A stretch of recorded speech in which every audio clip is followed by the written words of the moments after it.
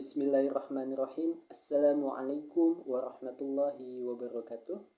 Berjumpa lagi bersama saya, Muhammad Farhan Rusdi, dengan nomor induk mahasiswa 333118080, Fakultas Teknik, Jurusan Teknik Mesin, Universitas Sultan Ageng Tirtayasa. Pada video kali ini saya akan menjelaskan materi mengenai pompa sentrifugal. Untuk penjelasannya, saya akan menjelaskan mengenai yang pertama ada sejarah dari pompa sentrifugal, yang kedua ada gambaran umum dari pompa sentrifugal berisi dari definisi, prinsip kerja, dan lain-lain. Dan yang ketiga ada implementasi dalam kehidupan sehari-hari untuk pompa sentrifugal.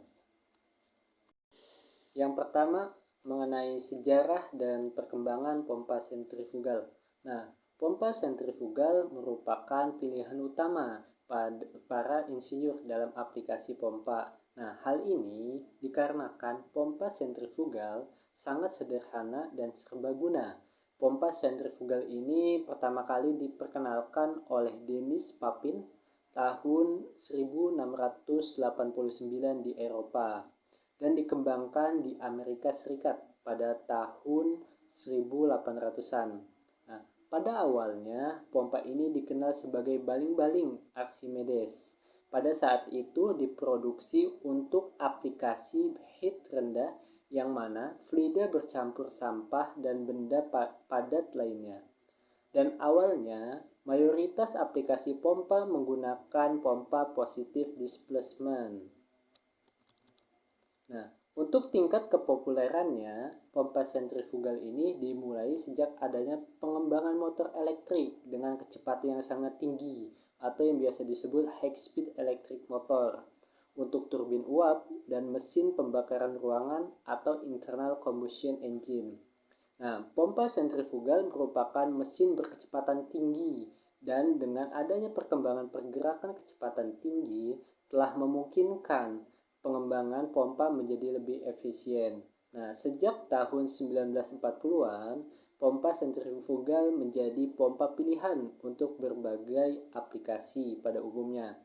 Pada riset dan pengembangan menghasilkan peningkatan kemampuan dan dengan ditemukannya material konstruksi yang baru membuat pompa ini memiliki cakupan bidang yang sangat luas dalam penggunaannya. Sehingga tidak mengherankan jika hari ini ditemukan efisiensi pompa sebesar 93% lebih untuk pompa besar dan 50% lebih untuk pompa yang berukuran kecil. Nah, pompa sentrifugal modern mampu mengirimkan hingga 1 juta galon per menit dengan heat hingga 300 feet yang biasanya dipakai pada industri tenaga nuklir dan boiler atau feed pump. Nah, feed pump ini telah dikembangkan sehingga dapat mengirimkan 300 galon per menit dengan heat lebih dari 1800 feet. Pada fase selanjutnya, pompa sentrifugal ini paling banyak digunakan di pabrik kimia biasanya. Pompa sentrifugal biasanya digunakan untuk memindahkan berbagai macam fluida, mulai dari air, asam, sampai slurry atau campuran cairan dengan katalis padat atau solid. Dengan desainnya cukup sederhana, pompa sentrifugal ini bisa disebut sebagai pompa yang paling populer di dunia industri kimia. Yang kedua, mengenai gambaran umum pada pompa sentrifugal. Saya mulai dari definisi pompa. Pompa merupakan mesin yang berfungsi untuk menaikkan tekanan fluida. Dengan naiknya tekanan fluida, maka fluida dapat dipindahkan dari suatu tempat ke tempat yang lain, atau untuk menaikkan fluida dari level yang rendah ke level yang lebih tinggi. Kemudian, pompa sentrifugal merupakan salah satu jenis pompa dinamik atau kinetik. Nah, pompa ini sebagai salah satu mesin aliran fluida hidrolik dan pada dasarnya digunakan untuk memindahkan fluida tak mampat atau incompressible fluid dari suatu tempat ke tempat lain dengan cara menaikkan tekanan fluida yang dipindahkan tersebut. Nah, untuk bagian-bagian utama dari pompa sentrifugal dapat dilihat dari gambar berikut ini. Nah, yang pertama ada Stuffing box. Nah, stuffing box ini berfungsi untuk mencegah kebocoran pada daerah di mana poros pompa menembus casing. Yang kedua ada packing. Nah, digunakan untuk mencegah dan mengurangi bocoran cairan dari casing pompa melalui poros. Biasanya terbuat dari asbes ataupun teflon. Kemudian yang ketiga ada shaft atau poros. Nah, poros ini berfungsi untuk meneruskan momen puntir dari penggerak selama beroperasi dan tempat kedudukan impeller dan bagian-bagian berputar lainnya. Yang keempat ada soft sleeve. Nah, ini berfungsi untuk melindungi poros dari korosi atau erosi dan keausan pada stuffing box. Pada pompa multi-stage dapat sebagai leg joint, internal bearing, dan in-strength atau distance sleeve. Yang kelima ada fan. Nah, fan ini terdiri dari sudut dari impeller sebagai tempat berlalunya cairan pada impeller. Yang keenam ada casing. Nah, casing ini merupakan bagian paling luar dari pompa yang berfungsi sebagai pelindung elemen yang berputar, tempat kedudukan diffuser atau guide fan, ada inlet atau outlet nozzle, serta memberikan arah aliran dari impeller dan mengkonversikan energi kecepatan cairan menjadi energi dinamis atau single stage. Yang ketujuh ada edge of impeller, bagian sisi masuk pada arah isap impeller. Dan kemudian yang kedelapan ada impeller. Nah, impeller ini berfungsi untuk mengubah energi mekanis dari pompa menjadi energi kecepatan pada cairan yang dipompakan secara kontinu. Yang kesembilan ada wearing ring. Nah, wearing ring ini berfungsi untuk memperkecil kebocoran cairan yang melewati bagian depan impeller maupun bagian belakang impeller dengan cara memperkecil celah antara casing dengan impeller. Yang ke-10 ada bearing atau bantalan. Nah, berfungsi untuk menumpu atau menahan bahan beban dari poros agar dapat berputar dengan baik dan berupa beban radial maupun beban aksial.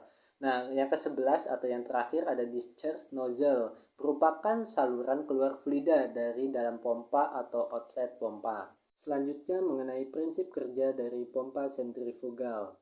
Pompa digerakkan oleh motor. Daya dari motor diberikan pada poros pompa untuk memutar impeller yang terpasang pada poros tersebut.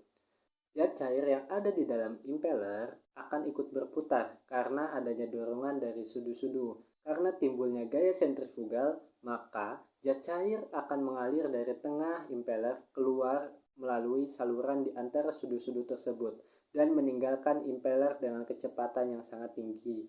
Zat cair yang keluar dari impeller dengan kecepatan yang tinggi ini kemudian akan keluar melalui saluran yang penampangnya makin membesar atau yang biasa disebut sebagai volt atau diffuser, sehingga terjadi perubahan dari heat kecepatan menjadi heat tekanan.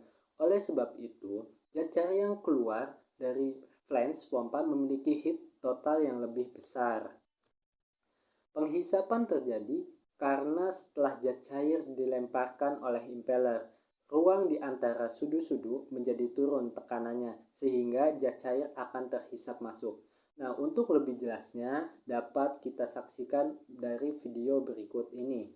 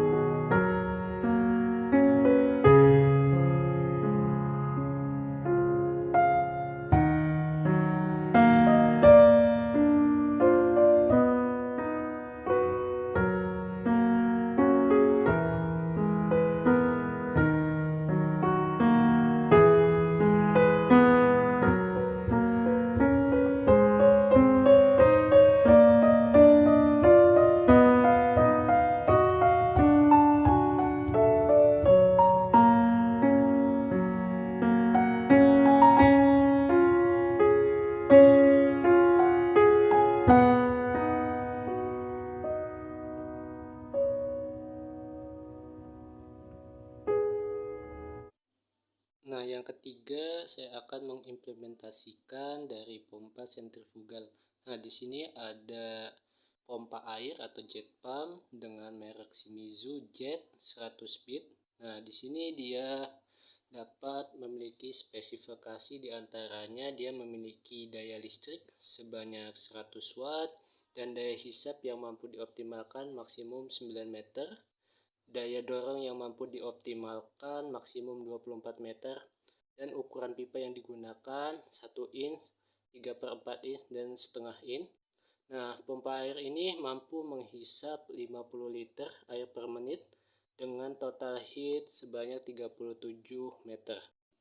Nah, pompa jet pump ini banyak digunakan oleh rumah tangga, perusahaan maupun sebuah lingkungan masyarakat. Nah, alat ini terdiri dari motor dengan daya yang besar, baling-baling untuk menyedot air, serta alat penyemprot air yang bertekanan tinggi.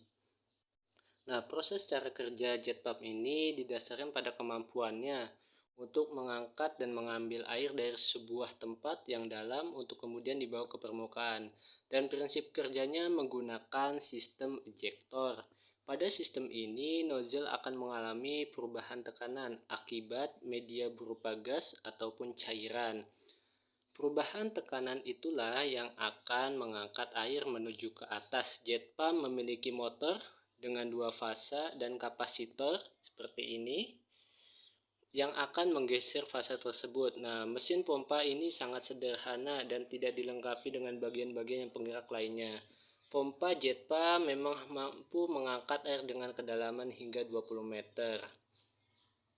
Nah, tetapi cara kerja jet pump ini mengalami keterbatasan untuk menyedot air yang lebih tinggi karena ada peraturan untuk ketentuan ketinggian air dan dalam penyemprotan.